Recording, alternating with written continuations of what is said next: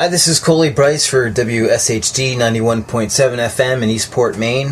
What you're about to listen to is the first part of an interview I did with legendary guitarist Dick Dale, who will be performing August 9th at Rossport Farms Guitars by the Sea.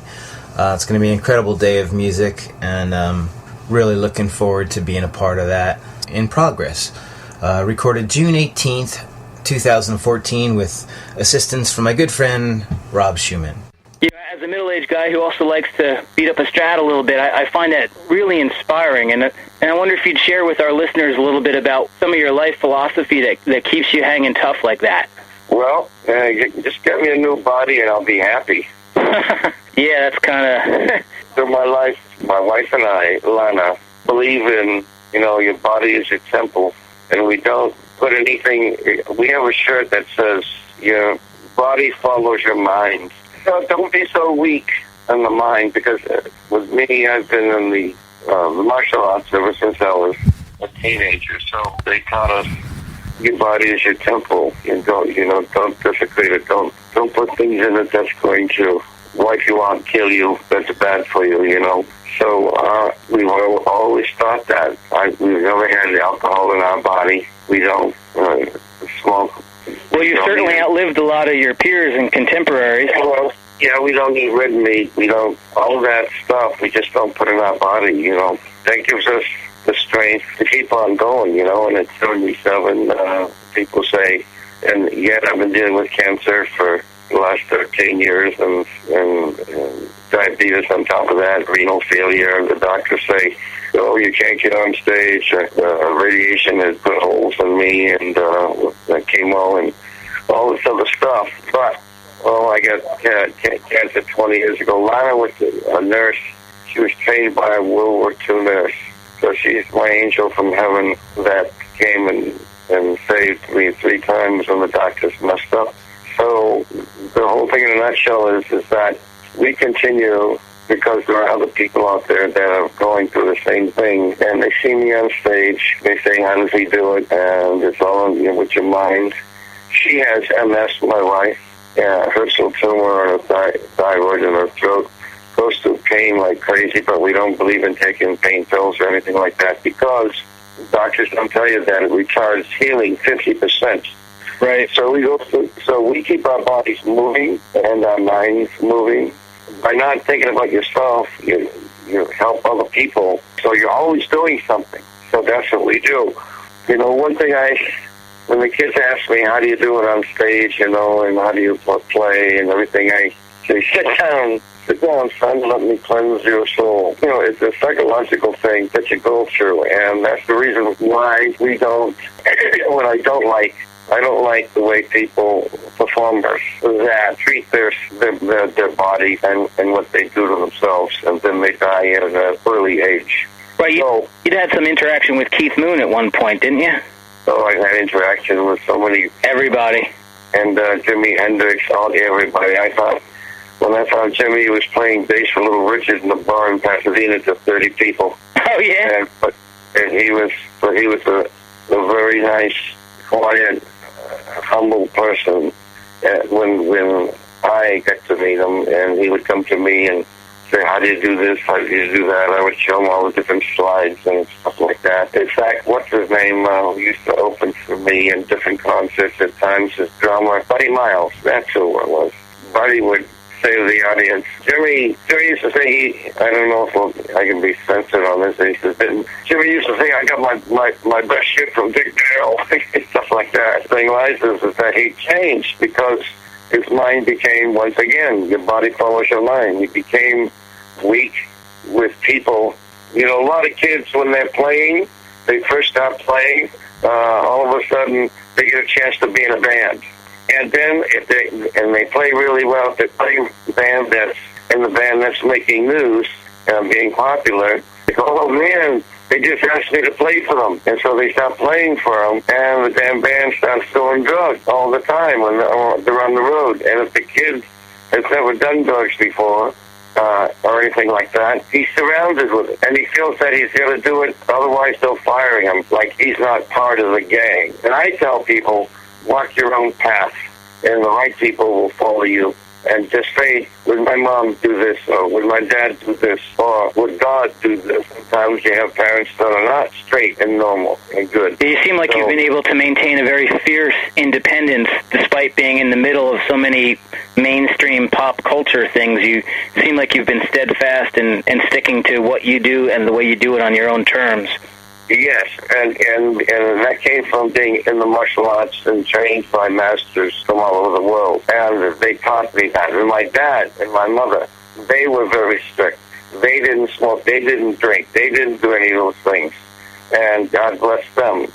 And that's what I give credence to, is to where my parents were strong to me. But even though that happens, if your mind becomes is weak, then your body follows your mind. Because like I said, you want to play music, you want to do this, and they say, well, if you want to work for me, well, it's not only in music, it's in everything else. Building houses, doing in business. The people who are powerful, if they have bad habits, and then you go to work for them. I mean, when I first signed with Capitol Records, I walked into the room, and the head man was sitting there, and the first thing he asked me if I wanted to smoke a joint. He had the best stuff that there was. Right. And I said, no, I don't put that crap in my body. So, like most people, I would say 99% of them would do it because they want that contract. And with me, my love of life was surfing. I'd go surfing from sunup to sundown. I was training, raising animals from all over the world to preserve them from being killed by poachers. And that's what my wife and I are heavy advocates of that. And gosh, we won over 200 save these animals. So, it's right is right, wrong is wrong. There is no gray matter in my life, and it's always been that way. 1 and 1 is 2, it's not 3. And it's a shame what's going on with people in fake power. And if a band is on the cover of a famous magazine, and then they've got their power, and then all of a sudden they can do good, or they can infect somebody's brain with the wrong way of life. And we just don't do that. I don't believe in that, and neither does my wife. Do you think there's we got to set an example. We set an example. It's like Johnny Appleseed going across the country and helping others, that really need it. And you know what? Funny part about it is, let me tell you the ones who really should have it. There's a young child. There's 2 things on this planet that don't have evil, that don't have insecurity, that don't have all the negative things in their lives. And that is a baby animal and a baby child. And what we do to them, if you kick a dog, he's going to run from you. In the same way, if you yell and scream at a little baby, you're going to scare the hell out of it. And you're going to make it totally inferior within his own brain, being afraid of everything. You've got to give love to these people. That's why the monk doesn't speak. He lives with Mother Nature, with the animals, and what's growing around him. And they smile. Because sometimes someone says something, and the way we perceive it is not the way it's perceived. And there's a saying a master once told me, because I've been with monks, and I have my dongyo times by over a dozen of the monks, and they say, to experience is to know is to understand is to tolerate, and to tolerate is to have peace. That's third eye. It took me 18 years to understand that, and another 18 years to apply it. But one of the best statements that was sent to me by a master was, thoughts become words. Be careful. Those words can mean 2 different things, either good or bad to someone else. So thoughts become words. Words become actions. Actions become habits. Habits become your character. And your character becomes your destiny. And that's why a monk just smiles and bows when he's given a gift from another one. And when he makes a gift for them, they smile back and bow, and they don't use their energy in their body to speak. They do it by actions. So my life has been followed by that type of thinking, and my wife is the same way, the way we feel in the martial arts we always taught. And that's not, and so my music is like a cover of a book. If you see the cover of a book and you like it, you buy the book. Right. And then what happens is, if you read the book, all of a sudden, if it's not good, you throw it away. If it's good, you read it completely through. Right. And that's what we try to do with people by music. They feel, every style person likes what I do. When I'm in Spain, they put me on the cover of the heavy metal magazines. Why? Because I'm the first guy that ever created with Leo. Was like a second dad to me, kinda. Right. The first output transformers that created power. Now here's the youngster you read about recently in Life magazine. Is all the equipment okay there, Dick? Okay. Here from Boston and Quincy, Mass, and now the coast, Dick Dale surfing and a swinging. So let's have a fine hand. Well, I looked at the heavens, they were moving in fast. I knew I better make it, cause they just don't last. I'm surfing, yeah, swinging and a surfing. Yeah, the sand and the sea is the only life for me. I'm surfing, yeah, just surfing. Hot dogging on my board, gonna have me a ball. Roll the breaker in, and that was all. I'm surfing, yeah, swinging and a surfing. Yeah, the sand and the sea is the only life for me. I'm surfing.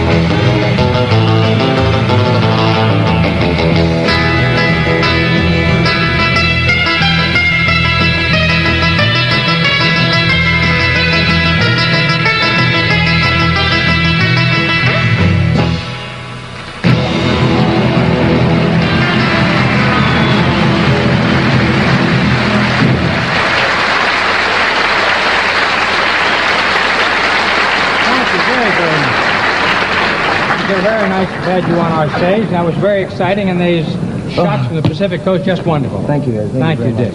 Let's have a nice hand for this youngster as he goes off, okay? So in case you're wondering, that was in fact Ed Sullivan, the legendary host and guy who brought so many great acts to the American public and really the world's attention. Beatles, Elvis, and Dick Dale, who will be performing August 9th here in Eastport at Rossport Farms, Guitars by the Sea. I'm very fortunate to be opening that show along with the Sean Mencher Band, Hawk Callowhite and Friends, 3 Ice Picks, our own Steve Irwin, and Pete Witham and the Cosmic Zombies. It's going to be an amazing day. And in the next couple weeks, I'm going to be giving additional parts of this interview to WSHD's preeminent radio personality, Bob DeWitt, up on the hill. This is Coley Bryce for WSHD 91.7 FM. Thank you for listening. Hi, this is Coley Bryce, and you're listening to WSHD in Eastport, Maine. This is part 3 of my interview with legendary guitarist Dick Dale. In this segment of the interview, Dick talks about some stuff he taught Jimi Hendrix how to play, the incredible relationship he has with his loving wife, Lana, and his battles with cancer and health care. It's very interesting insights. But when I was talking about Jimmy, the story of Jimi Hendrix is that starting off as a young kid, like he was, and he heard the sound that I was doing, and that sound came from me trying to replicate Gene Krupa's drums. And at the same time, I had over 30 different species of animals. I had lions, tigers, leopards, jags, hawks, eagles, falcons, everything you could think of on my property. And then what had happened, and I raised them, and from the babies and everything else, so that they could live their whole lives in a freedom of not being contained in a small cage. So when I would come home, a mountain lion would go, wow, like that. Or my African lion would go, like that, because they knew it was time to be fed. So here comes Dickie, and I'd go in there, and I had cages that were like 50 feet long, 25 feet across, just for my two lions. Right. And that's the way it was. They were I had a mobile home 60 feet long that my lion would be inside with me during the hot days and stuff like that. Wow. And we just laid out and, watch TV together. I'd feed it, I'd hand feed it. But I don't, want people to do things like that because they'll get killed, because they don't realize that the lion has 1,700 pounds per square inch in their jaw when they close it. They'll go right through steel tins. And they don't realize that when the lion is playing like a cat, when you rub your cat's belly, she grabs you with her claws and bites on you. Right. Because she's playing with you.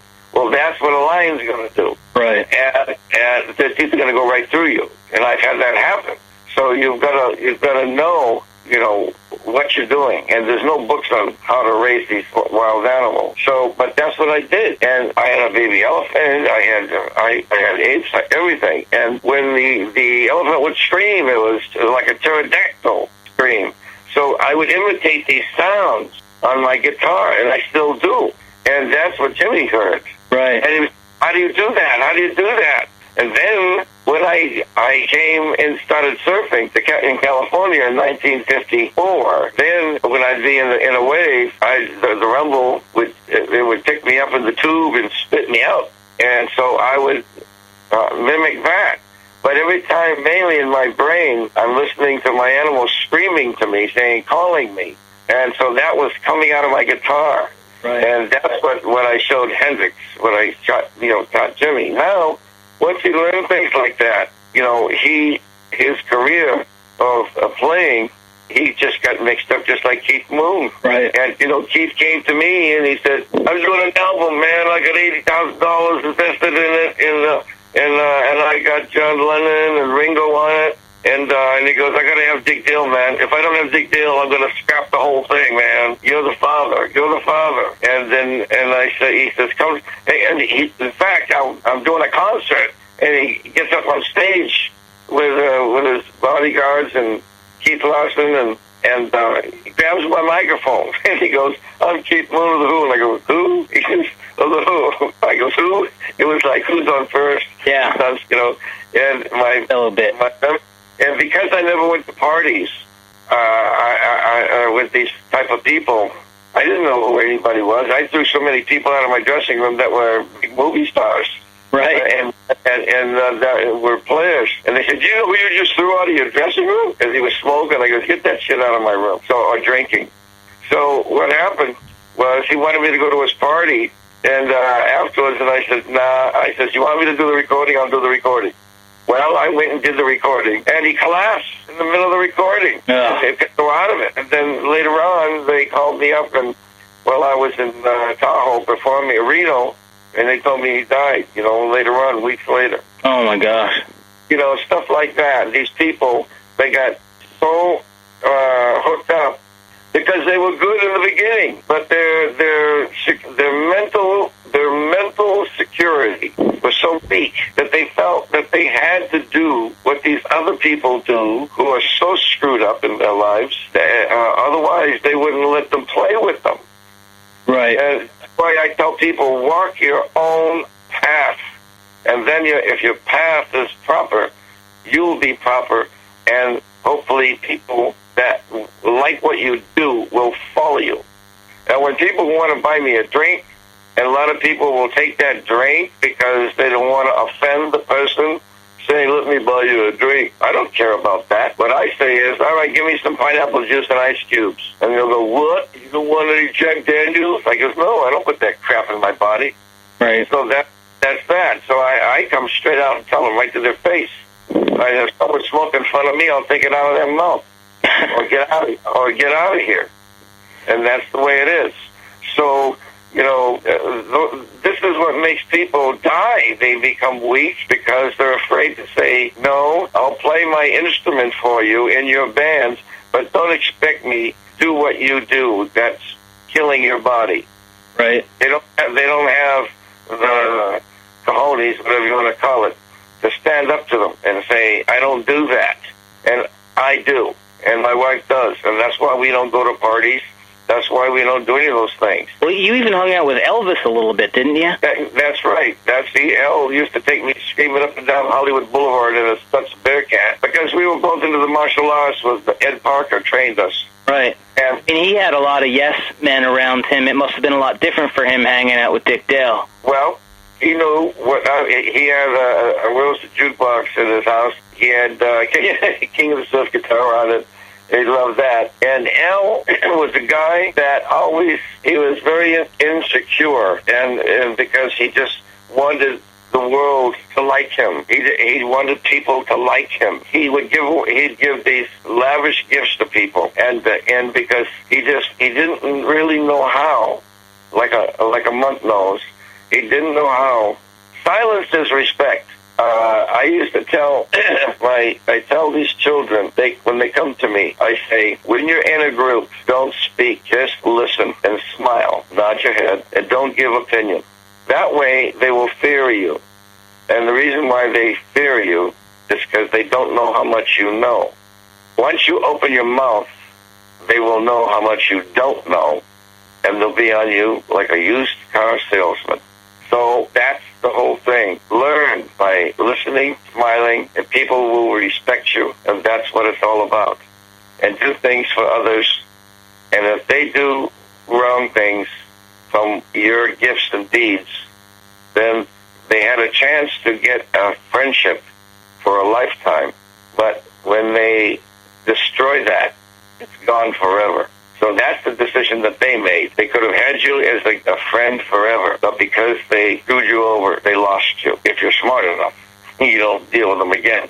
Right. And a lot of times you have to, know your enemies, because many times you have to deal with them in business. When I say enemies, I mean people who take from others and don't walk that clean path. But you must deal with them. So just be quiet and deal with them, and make sure you have a very powerful, strong attorney to put in writing what will protect you. Right. And that's what it's all about. So you don't have to sit there and go to bed with them to get a job. You just speak with them truthfully, look them in the eye, and say, I'll do this for this. And you have the power to remember. I tell kids, remember, you have the power to say no, and you have the power to say yes. And guess what? Too many people who say yes, they become destroyed because of that weakness, instead of having the power to be strong and say no. And that's the way I have lived my life, and Lana has lived her life. And, and kids with the drugs, Lana has so many windows in her life like I do. She worked with children, over 170 people, little kids that were on drugs, and she could only save one of them. It's heartbreaking. They all learned to lie so perfectly. And if you don't believe what I'm talking about, watch the program Cops. Yeah. And her father was a cop. Her stepfather. Her real father was killed on the railroad tracks. She is, her great-grandmother was full-blooded Cherokee, and also raised, her mother had MS also. Lana was taking care of her mother. And Lana also also worked in a hospital in St. Petersburg, Florida, as a nurse. She took care of and saved Orson Welles. Wow. And he wanted to take her into Hollywood to make her a big work for him and make her a star and everything. No, she said, this here is a thing they want to make a movie out of. When she was 2 years old, taking care of her mom was given an album, and the album had a picture of me and my tiger on the cover. It was called The Tiger's Loose. Her mom's brother gave it to her. Lana was taking care of people all the time, doing things, wanting to help and save people. She was going to be a nun. And she was given the album, and she looked at it, and she loved animals so much. She had herons, all these different birds that would come into her backyard, and she'd take care of them. And she looked at my tiger's eyes, because we were both looking at the people who's holding the album, our eyes. And she says, oh, look at the tiger's eyes. It's so beautiful, Mommy. And then she looked at my eyes. And she was born with a gift. And people who listen to this story, they know what you call a medium is. And if you've ever heard of a medium, have you ever heard of a medium? Yeah, like a clairvoyant or psychic. Yes. Lana was born a sensitive. She is 10 times more powerful than a medium. I never believed in any of that stuff, ever, unless they came down and shook my hand. But I won't even get into it because they'll put me in the loony farm. But I will say this. You people listening, your soul does not die when you die, because I have found it out with my parents. And so Lana, she looked at the album and she said, Mommy, look at his eyes. She didn't know who Dick Dale was at 2, and she said, one day I'm going to be with him the rest of my life. At 2. At 2. At 3 years old, she started writing to people like Joan Fontaine and Doris Day, who writes to her as we speak. Wow. Just got a letter last week from Doris. She calls her Dodo. Huh. And Lana has got, she did the stuff that she has done, you wouldn't believe it. And she's done over 100 plays. She's sang she knew the Andrews Sisters. Doris Day just loved her with the way she could sing. And she learned to sing like Doris Day. She learned to tap dance. She was trained by the woman who trained the Rockettes and stuff like that. She goes on and on. And she loves all the same things that I do. But she has a special gift, and she won't talk about it at all. But people come to her, and you won't believe what happens. So she told her mother that. As she went on through her life, she never contacted me because I had been married. It was a horrific marriage. And then she respected that. She always told people, I'm saving myself for Dick Dale. Orson Welles knew it. Johnny Cash used to put Lana on his lap, and they had her sing on the stage with him. In fact, Johnny Cash and his wife wanted to adopt her because the mother, he felt, couldn't take care of her good because she had MS. Right. He has a tremendous history, and what happened was she would tell Johnny, she said, I'm saving myself for Dick Dale. And she had never contacted me. But she would pray to her angel, Bernadette, and her angel told her, I'm dying, when I was dying. And that was about 14 years ago. Wow. And when I was 20, I had cancer, rectal cancer. I had 3 months to live, and I beat that. And then, and now it came back. I've had it in my body for years. And there's a different story. What you eat causes your cancer to rejuvenate itself, because we all have cancer in our body. But it minds its own business until we eat things like sugar, and that becomes like fertilizer. Right. And so anyway, that's a whole other story. But people can look up cancer. Cancer cannot live on oxygen and liquid oxygen, and it kills it. So look it up in the computer, folks. Cancer and oxygen. Look up hydrogen peroxide, food grade, 35%. The Egyptians have been using for 100 years. It kills the cancer cells and many other different entities in your body. So what we do is we research all of this from all over the world. And doctors know about it, but they're not allowed to talk about it. But anyway, with Lana, all of a sudden her angel told her that I was dying. And she told her mother, and her mother said, contact him. So she contacted me through the email, and I was in Europe in pain that you would never, never believe. They had to carry me out of a car, carry me on stage, put me in a chair while I played the guitar. The pain was beyond belief. Yet you played. And so anyway, we ended up talking on the email, and then we ended up talking on a phone. And for 19 months, she was talking to me 10 hours a day to keep me going while I was in Europe. Wow. And put me to bed because she was the nurse then. And then when I got home, and then her angel said, he is dying. So she said, I can't let you die. I've loved you since I was 2. And she was told to go and take $1 and go to the scratch off, which she's never done in her life. She went to the scratch off and won over $500 the first time in her life. And that was the money she used. She said to me, I can't let you die. And she got on a plane and came to me, and we've been together ever since, and she saved my life. I was on a gurney for 12 hours when I collapsed in a parking lot, and they had 5 doctors trying to figure out why, looking at the screen. And Lana was with me, and she walked in and said, may I see your screen? And they were reluctant, but she said she was a nurse and worked at the largest veterans hospital in the United States in Florida, St. Petersburg, where she was born. And her stepdad was a police officer. And she looked at the screen and said, gentlemen, he has 3 fistulas. 1, 2, 3. Do you see them? And they said, oh, my God, we're going to lose him. We're going to lose him. Get the helicopter. Get him into Palm Springs. She says, no, I'm going to take him. She took me, and I'm still here because of all of this. And I can go on, which I won't, of all the different things that she has done to save my life. Each time mistakes were made. She even went up to a doctor and said, do you realize the pills that you're giving him for his diabetes causes pancreatic cancer? And they said, well, at his age, we're not worried about that. We just want to give him a great big burst.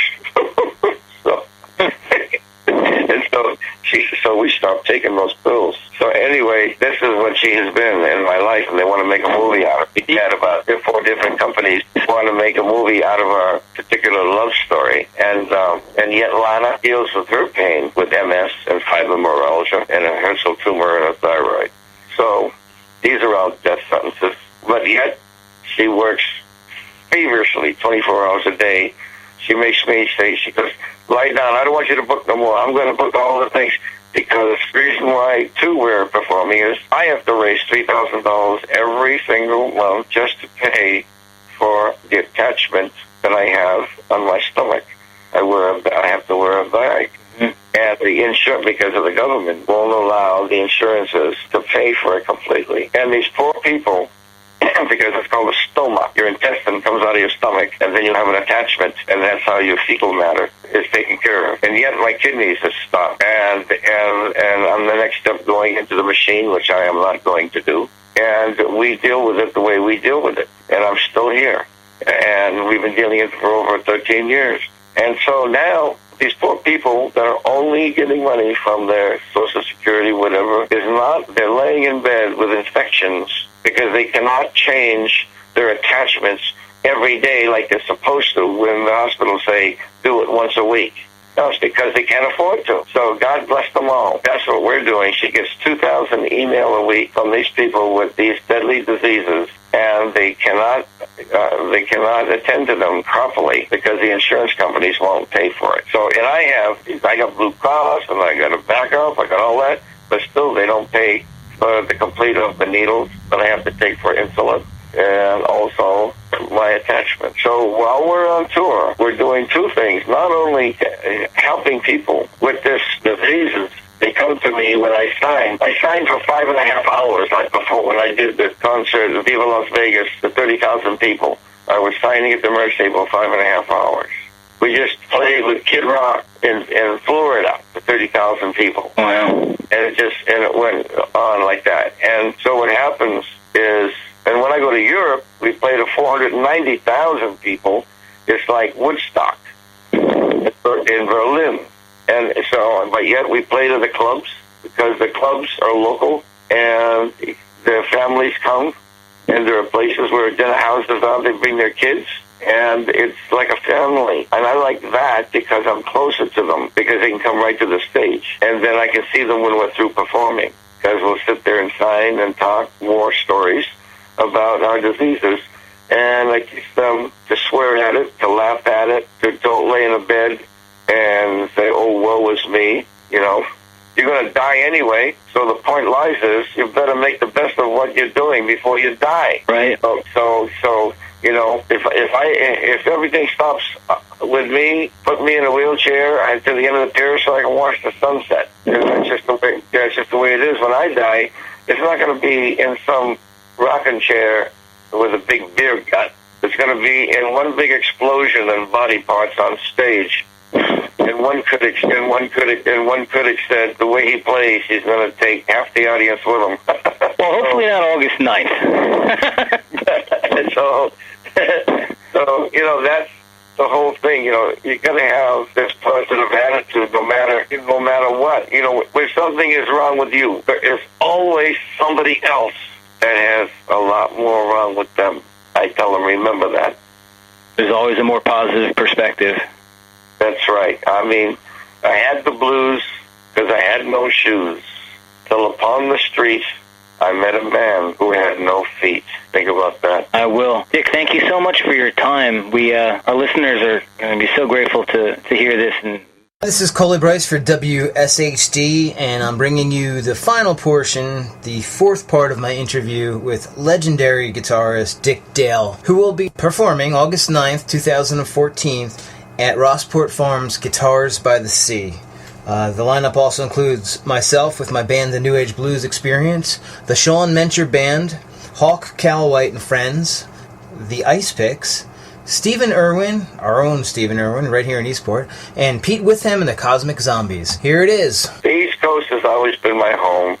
I was born in Boston, Massachusetts, and I was raised there till my 11th grade.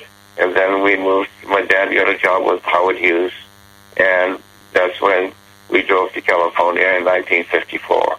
Wow. So my whole raising, picking swamp blueberries from my grandma to make blueberry turnovers. I mean, plowing with my grandpa with a single blade, with a single furrow to plant our food. I used to eat my potatoes right out of the ground raw. I loved the tomatoes and the caterpillar, the green caterpillars used to scare the crap out of me. And I lived over tomato plants. But we planted all our food. My granddaddy taught me, he came from Poland, and they called them White Russian, and they were gypsies, and he taught me. Is that where you got the scale for Miserloo? Is that where you got that? No, Miserloo came from my father's side of the family. In fact, Lana and I were flown to Washington, D.C. just recently by the United States ambassador of Lebanon. And they had over 2,000 dignitaries, ambassadors from Pakistan, from Morocco, from all over the world, and to honor me, to give me a special, beautiful sculpture for what I have done. And I mean, these were dignitaries from all over the world, and from the White House, the whole complete works. And my father's mother and father, and that would be my grandma and grandpa, on my father's side, came from Beirut, Lebanon. So my birth name is, in American, is Richard Monsour. It is an aristocratic name, Monsour. And they, in Arabic, it would be Rashid Mansour, and that's on my father's side. So Miserloo is, the Greeks say it's a Greek song, it's an Arabic song, because Miserloo means the Egyptian, and in Arabic, Waino Habibi, where are you, my sweetheart? It's a love song, and it's played on an oud, and my uncle used to play the oud, and every weekend we would go visit my father's side of the family, and there'd be an Arabic drum you put in your lap and you play. It's called a terabaki, and the rhythm they would use is tum tum tum tum ta tum tum ta, and the belly dancers would come out. The Egyptian dancers dance. Well, they played on the oud, and they played Mizzaloo on the oud, and that's how I learned to play Mizzaloo. And it's played slowly. It's down, down, down, down, down, down, down, down, down, down, like that. Right. And they would clap the cymbals together, little finger type cymbals that they were in their fingers, and that was the rhythm. That's the rhythm that I learned to play. And then one kid, when I was playing Hank Williams songs, and I loved country, was the love of my heart, and with me and Lana, and we're going to record together, singing some songs together. And when I started playing the guitar out there in Balboa, California, at the Rendezvous, a young kid came up to me and said, "Wow, I like the way you play your music and everything. Can you play something on one string?" And I goes, "Oh," because I'm not really a guitar player. I just take a guitar and make it scream with pain or happiness, and make it romantic. And because I love Latino music, and I play that. And when I play my trumpet, I play the mariachi stuff. And I looked at the kid, I said, "Well, just to get rid of him," I said, "Come back tomorrow night, and I'll play something." So I went home that night, and man, I started crying myself to sleep, saying, "Oh, they're going to know I don't know how to play the guitar, really? Oh, God." And it's good, because I was just strumming the chords, singing Hank Williams songs, and giving it a rock beat. So I said, and I started to play Mizzaloo. And I goes, "Well, that's too slow. That's not going to be, he's not going to like that." And then a light came on, and I said, "Well, do it like to the Gene Krupa, the drumming, and go ticka-ticka-ticka-ticka-ticka-ticka-ticka." So I went, and I slid down to make it sound like my animals. And I went down, down, down, down, down, down, down, down, down, ticka-ticka-ticka-ticka-down, ticka-ticka-down, ticka-ticka, like that. And that's how, ticka-ticka-ticka-ticka-ticka-ticka-ticka-ticka, like that. And that's how I played it, And, I mean... So it wasn't really just surf. You also kind of started that whole exotica music kind of movement then, too. Well, that's how it all started. Like I told you, I was mimicking Gene Cooper's drums for the rhythm of the style of picking, and I was playing my animal screams on the guitar and the screams of the ocean. But it first started with my animals. And you throw in some ancient Egyptian melodic patterns. With and then I have, and I play, I put myself in, when I play the trumpet, I'll play like Louis Armstrong, I'll play like Harry James, make the trumpet cry. When I played my sax, I sounded like Joe Houston. When I jump on the drums, I play like Gene Krupa. When I play my harmonica, I do boogie-woogie stuff. I use the same rhythms in everything I do. And when I do Latino music, Mexican music, I wrote songs like Esperanza. When I play songs like Malagueña, you can't say that's surf music. I play every style of music that there is. I play Jerry Lewis on the piano. I play classical music on the piano and stuff like that. I had a 17-piece rock band one time. I had double drummers, double bass players. I had 6 horns. I had 6 girl singers. And I would take my horns out and play Harry James, big band sounds. Wow. So I play every style of music there is. But they called me King of the Surf Guitar because I was surfing at the same time. Right. But, if I only played Malagueña, I only played Esperanza or Belo Horizonte, they wouldn't call me King of the Surf Guitar. Right. So what I was doing was I was making sounds on my guitar that replicated all my lions and tigers and my animals, and the rhythm came from Gene Krupa on my picking, the way I pick, and the Mother Nature in the surf, the rumble of the roar of the waves also became a part of it. They gave me the title, which is in the White House forever, King of the Surf Guitar. But we never say King of the Surf Guitar when we're advertising. Right. We always say guitar legend, because I'm a guitar legend, as they say, because I created so many different things.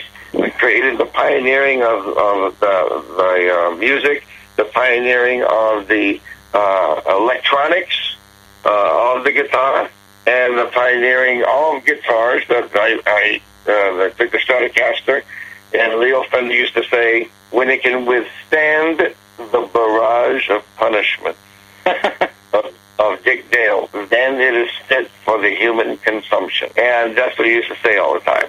So there's so many things I invented with Leo Fender. Leo and I together, it was just like, you know, two cooks in a pie. Actually, three cooks with Leo, Freddie Tavares, and myself. And everything that Leo, I pioneered the first Fender Rhodes piano at the Hollywood Bowl in concert. I pioneered the first contemporary organ. All these different things. Pioneered the wireless transmitter. And so all of these different things, you know. Music, and a lot of sound. This stuff is in the MIM Museum. It's the largest museum in the United States in Phoenix, Arizona. And they've got a tremendous display on you know, my output transformers, and my guitars, and surfboards, and everything like that. That's an incredible place to go to. And right now, Telex has just replaced my original Telex transmitter that I use with my guitar, because I used to walk out in the street and play, and at a concert, and they just replaced it with a brand new one that finally died, and that's going to go into the museum, Arizona, the MIM, M-I-M, Musical Instrument Museum. Tell people to look it up. Okay. And look up Dick Dale. I guess in some ways people could compare you to Les Paul in the respect that you're a gifted player, but also gifted in creating instruments and equipment for sound itself. Right. You're the first one that said that. You're the first one that said it like that. Les and I were very good friends. Don't tell me I'm the first person who said that. Yes, you are. Wow. Who made it that way? They either talk about my sound, or they either talk about, you know, but they never meld them both together. Now they're starting to, but you're the first one on interviewing that put them both together. Yeah. And you're an inventor. You're a creator. The creator of all the electronics and stuff like that. In other words, you split, like we split the atom. We went from a little 10-watt output transformer to a transformer peaking 180 watts. Right. And the way that it's wired makes a difference too. Transformers will only favor highs, mids, or lows. But what Leo created for me was highs, mids, and lows all in one transformer. And when people got that transformer, because Triad made them, and then Triad burned down, they lost everything, all the paperwork, everything else like that. But when they got a hold of one of Leo's transformers, they said, oh, he's winding it backwards in the middle. Why is he doing that? They tried to count the windings. They tried to duplicate it, because there's no other transformer out there that's like that. And the only ones that have them are collectors and me. So, you know, if you get one of those things, those transformers are going to cost you thousands of dollars. Well, I can't thank you enough, because I sure as heck like playing my Fender Stratocaster through my Fender tube amp. Well, that's it. You know, the reason why for the tube is because it blossoms, and the tubes create gas, and it gives you the fat sound. So something like Fender on Fender. I was with PV for 3 days, and PV loved Leo, and he tried to duplicate it with me with transistors, and we could only get up to 100 watts, and then it just flattened out. It just didn't work. It didn't have the fat sounds. And the same way, like Les Paul and I, we played together, performed together, and we had, when we spoke with each other, we spent hours talking about the history, how Leo Fender gave him a boost to get in with the company that he got into with Gibson and stuff like that. And he was such an incredible man. I was with him just weeks before he died. It was amazing. He wanted me to come back into New York and play with him again. As we performed for this big guitar, they brought guitar people from all over the world. They called them guitar virtuoso masters. And he was one of them, I was one of them, and we played together on stage together.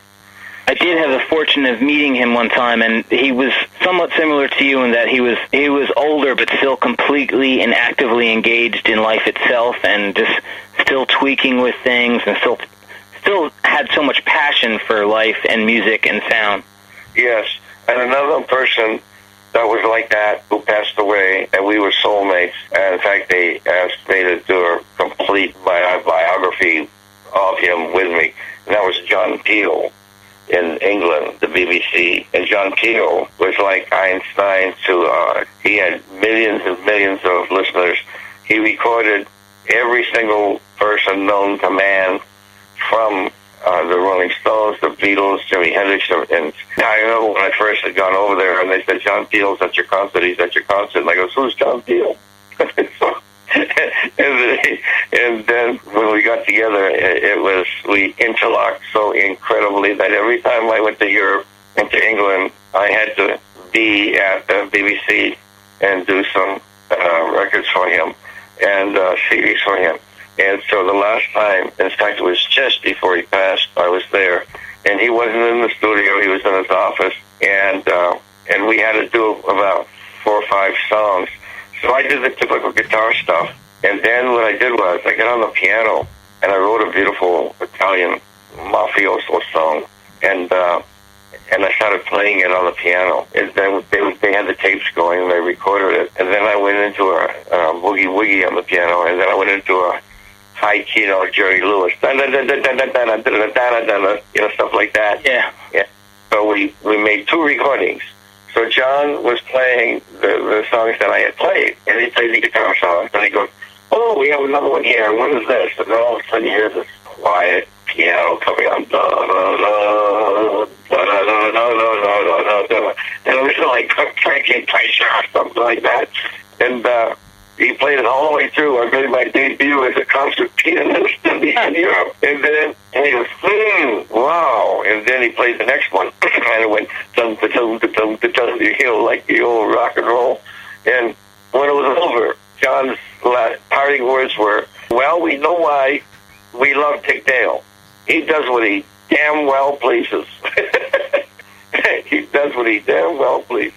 You know, I was talking to someone about surf music the other day, and I was kind of drawing a comparison. I was wondering what you thought of it. Like, the guy was talking about the Ventures, and I was talking about you, and it's like, yeah, the Ventures, they were cute and sweet and very Beatley and everything, but Dick Dale was more like the Rolling Stones. The Last Man Standing was just a little grittier. Yeah, that's what a critic said in a magazine write-up. It showed a picture of me walking away with my guitar over my back, and he said, he's the true gunslinger, and he's the last of the gunslingers. And but the thing is that the Ventures are just wonderful people. Noki, I played with him. In fact, the last time I played with him, they had me do a thing, I guess. And Noki, the same way. God bless him, when prayers are out for him. He's going through lots of pain. Oh, yeah, made tremendous contributions to surf music. And he got off the stage. He goes, Dick Dale's a maniac. He goes, and then Chris Isaac said, when he was interviewed, Johnny Carson, and he said, you played with Dick Dale? And he goes, what was that like? And he goes, well, he says, I had Dick come on for my final song, because I was doing a concert the same night, and he asked me if I'd come over and play his last song before I did my concert. And so I did, and then he said, when he got through, he picked up a piece of wood off the stage, and that was what was left of the stage when he was done. And so, but, you know, the Ventures, in fact, I remember them coming up to me and asking if I would promote their guitar when they first made it, the Mosrite. And I said, why? I got the best guitar known to man. It's the Fender Strat. Wow. And, but they went on to Japan and played music for Japan and gave them some of their songs. And they were like Elvis in Japan. And that's how, what they did in their career was just amazing. Yeah. But they were good people, good people.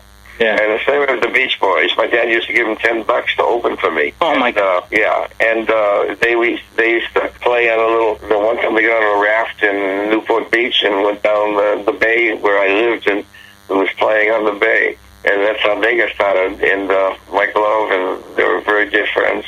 They loved my father, and I told them how to promote themselves. Did what I told them to do, and they exploded. They did what they were supposed to do. So, a lot of these people, Buddy Holly opened for me. I mean, Richie Valens, I tutored Richie when we were on stage together, when he sang his first song. Wow. And he goes, what do I do, Dick? What do I do? What do I do? I said, get back out there and do it again. I shoved him out there. He was too afraid to go out there. Stevie Ray Vaughan, his first records he ever learned from with Dick Dale Records. You guys were nominated for a Grammy together, weren't you? Yeah. And then Stevie wondered when we were doing the filming. He goes, Dick, when it's time, push me out, okay? Push me out on stage when it's time for me to go. I go, Stevie, you're really blind. And he goes, well, I can see shadows, man. I can see shadows. Just push me out there. And every time he's anywhere, if he's at one of the conventions that I'm at, I'll come up from behind and I say, hey, you want me to push you out there? And he goes, oh, Dick Dale, man. All of these people, from Elvis on down, they invited me to their home. And Elvis did, and Percy, Priscilla, she used to come out and see my lions and my animals. And everybody was so, El was so wanting to be loved properly to people. And he always gave things. He was a giver.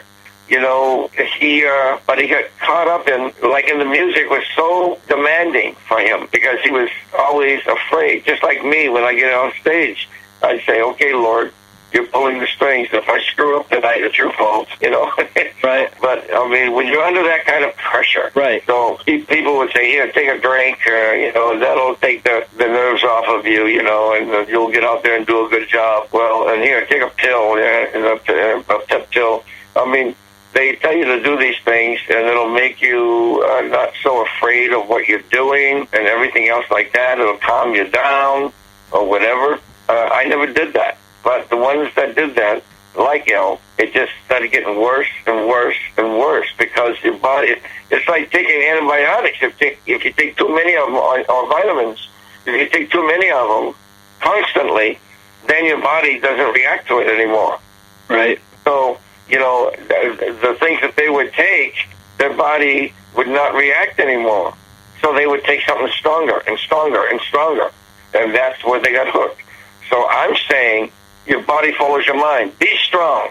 And if you're going to be scared crapless, I want to talk like I talk from Boston. I just say, if you're going to be scared shitless, and that's the way we say it in Boston, I'm sorry, folks, but that's the way it is. Right. So I'm trying to make it sound pretty crapless or other house pony. But the thing is that grab the bull by the horns. Fear. There's the only thing that fear does. Why it's fear? Fear is lack of the unknown. And once you know it, then you can deal with it. So fear is the greatest thing because it drives you. If you got enough cojones, there I go. I'm camouflaging the word. So if you got enough strength in your mind that you can face the fear, look it right in its face, and say, okay, we're going to deal with this, pal. And that fear will push you forward. Never allow fear to overtake you and completely destroy you. To panic. Never allow fear to make you panic. Use your fear to drive you forward. Because what the hell can happen? You're going to die? So? Going to die anyway. Yeah. So face it and see how you come out. And you'll find out because you never gave up, you're going to find an incredible ending and you can pat yourself on the back. When I'm building something and I'm making something, or Lana says, can you fix this for me, honey? Or can you put this thing together? And I'm looking at the directions and I'm going, how in hell am I going to ever understand what they're saying? They never give the answer that you want. You can invent a Fender Stratocaster, but it's a hell of a time putting together one of those IKEA pieces. Well, the point is, she bought me a commercial fan. Yeah. It's made out of steel and it's a stand-up fan. And that motor was so heavy I could barely lift it. Yeah. And I spent 2.5 hours looking at the instructions, trying to figure out how it's going to be put together. But because I didn't give up, now it's in my hangar, blowing air like it'll blow a car over. Wow. So, and I said, man, I can't believe I got that done. Just don't give up. And everything fear is going to be with you all the time. But use it as a guiding force. Don't let it be panic. And that's basically what it's all about. I wanted to learn how to build a house. I never went to college to do that. And I went and got books, asked questions, and I built my first house all by myself. I did it all. I drew the elevations. I drew the threads and the nuts and the bolts. I had to draw what the concrete looked like. I had to draw what the inside of the chimney looked like. And I just looked at pictures and followed it. And then I built my mom and dad's home, 157 feet long, 7,000 square feet. And when I built the first house, when I was up in the attic hanging the ducting and the air conditioning in 110-degree heat in the high desert, I said, I will never do this again. Yeah. But I built my mom and dad's home. So, I'll end it with this. I had a master. I told a master one time, I said, Master, how can I be so great that nobody can beat me? I've done everything from archery to everything, flying airplanes. And I said, how can I be so great that no one can beat me? And he says, Grasshopper, you can. He said, but you must give up everything in your life for that. You must eat it, breathe it, and sleep it around the clock. And even in billiards, I've been a pool player all my life, and you must play 12, 15 hours a day. So he said to me, but let me ask you a question. Would you rather be master of one or not master of none? If you were master of one, you'd be awfully dull at a people gathering, wouldn't you? Because like Einstein, he couldn't mix with people. Right. He couldn't talk to you about plumbing, or if you're an electrician, or if you're a painter, or if you're a photographer. He only knew how to split the atom. So he said, wouldn't it be better if you were master of none, and then you'd be able to talk about everything, learn something about everything. So that, wouldn't you rather be a jack of all trades? And whatever you do in all those trades, do them to the best of your ability. Then you can talk to everyone who has an occupation. And I learned one thing. I will never bend a nail and cover it with a piece of molding around a table so nobody can see the bent nail. Every time I sit at that table, I'll know that I bent that nail. So I will unbend the nail and take it out. And my dad used to say, if I hate to pay by the hour, I'll go broke. Unbending the nail. But I will know that's less than perfection. I will not walk by a can that fell off the shelf in a grocery store on the floor and nobody picked it up. I will not walk by a piece of paper on the floor in front of me as I'm walking. I will pick it up. And I will never throw away a candy wrapper outside the car. I will always put it where it belongs, in the trash or where it belongs. So when you take that time, it talks about your character. And that is one of the things that I was talking about previously, your character. Following through. Yeah, that's what it's all about. So my music is played to people of all ages. If I see a folk-looking gentleman, I'll play a country song. I'll do Johnny Cash. If I see somebody that would, like Basin Street, I pick up a trumpet and do some Basin Street blues. If I see some guys with long hair and they're like the rockers or hippies or whatever you want to call them, I'll go Deep Purple, Smoke on Water. Dun, dun, dun, dun, dun, dun. That's not surf. Right. What it is it's the Dick Dale sound. Right. You'll know, and one guy told me in my last concert, like when I walk out on stage, I don't get introduced. I introduce them with my guitar sound while I'm in the dressing room. And I start playing on it, and it makes the audience just go nuts. And the guy says, when that guitar comes blazing over your speakers, I knew that it's Dick Dale. There is no other guitar that sounds like Dick Dale. And he says, it just blew me away, gave me goosebumps. So that's what I do. That's how I introduce myself. I introduce myself by blasting into the audience with my guitar, and they don't see me. And then they see me walk out on stage playing. So I've never had anybody introduce me. And Colonel Parker used to tell me about Elvis. He said, I never had an introduction to Elvis Presley. And if they didn't know who they came to see, they then paid too much money. That's from the Colonel. And he was a great guy. So I'm looking forward to coming back to where the place I was raised, the East Coast. And we're so happy to have you August 9th at Rossport Farms, Guitars by the Sea. This is Coley Bryce. You're listening to WSHD 91.7 FM in Eastport, Maine, and we've had the incredible honor and privilege of speaking candidly today with guitar legend Dick Dale. Dick, thank you so much. Well, I thank you for reaching out, and I also thank all of the people out there that have listened to what I do, but most of all, that have felt what I do. Bless you all. Take care, Dick, and we can't wait to see you in August. Listen to the thunder. Will do, sir. Good day to you. And our best to Lana as well. Oh, I'll tell her. I will tell her. You're going to love her when you see her. She's like a guardian angel. Awesome. Thank you so much, sir. Bye-bye now. Bye.